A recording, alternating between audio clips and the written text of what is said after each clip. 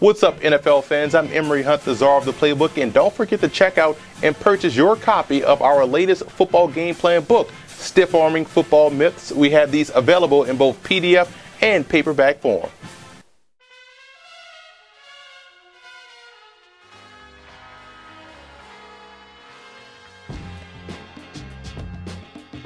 For the Broncos in this ballgame, offensive line communication will be key. I think this is going to be an interesting matchup between an aggressive front seven of St. Louis going against that front five of the Denver Broncos. They're going to see a lot of different stunts and blitzes coming from that front seven. If they can't communicate, Peyton Manning will be under duress throughout the course of this ballgame. I believe their backers have to be impactful on both ends of defense. They have to be able to stop the power running game. They have to be able to protect the perimeter. Otherwise, they could struggle versus St. Louis. And it's important for the Broncos to avoid a slow start like they did last week versus Oakland. The Rams are a much better offensive football team than the Raiders, and they would capitalize on those miscues early. So it's important to make this game a track meet, and that starts at the beginning of the game, getting off to a fast start and forcing St. Louis to break tendencies.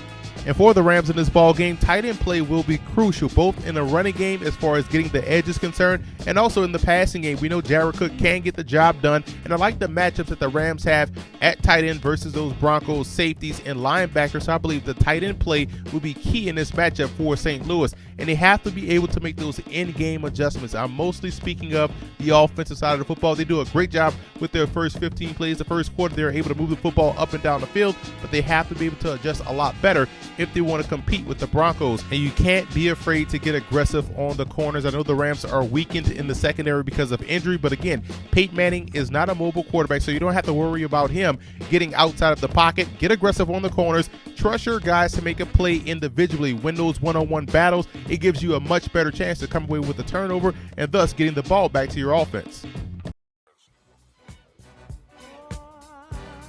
Football is an easy game, and you see right here versus Oakland, Peyton Manning does an outstanding job of counting the box and checking to a run play, but also noticing that the two defensive linemen of the Raiders are beat by a lineman, and the Raiders will also send both backers on a blitz, and it's the perfect play call versus the blitz. It's about running into the pressure, and by doing so, you easily are able to attack the void left vacated by the blitz, and this is exactly what happened. They got linemen on the second level, and C.J. Anderson was able to get a big gain on the ground. And facing an aggressive defense like the Rams, it'll be interesting to see what Peyton Manning does to calm the rush of St. Louis. Either it's going to be a run play or a quick screen to the outside.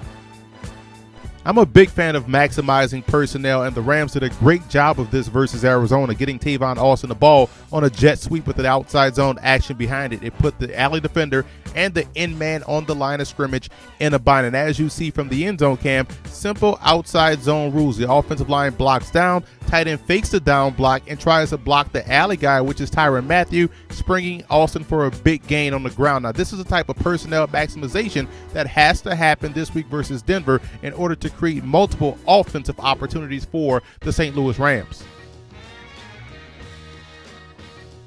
The biggest X factor for the Broncos will be their perimeter defense. They're going to have to make sure they set the edge. Don't get reach block on the outside. Don't give up the perimeter versus a guy like Tavon Austin or even a guy in Trey Mason. The Rams would love to get the corner, and if you can't hold your own on the edges, you're going to struggle versus St. Louis. The biggest X factor for the Rams will be their red zone offense. I think their defense can cause problems for Denver early on, getting some stops, getting the ball back to their offense. Can they maximize will be the biggest question. Like I mentioned before, Sean Hill will be the starting quarterback. Can they get better production in the red zone? Because they're going to have to put up sevens versus this Broncos offense. So their red zone offense will be the biggest X factor in this ball game. I like the Broncos in this ballgame. I do believe their offense will get off to a great start. When you look at what they do well defensively, they can apply pressure, and Sean Hill is going to be back in the starting lineup. I think they'll frustrate him all day long and be able to get off the field. So I think the Broncos go to St. Louis and take care of business versus the Rams. And I also want to give a huge shout out to Bronco fan forums and Ram fan forums for always showing football game plan support.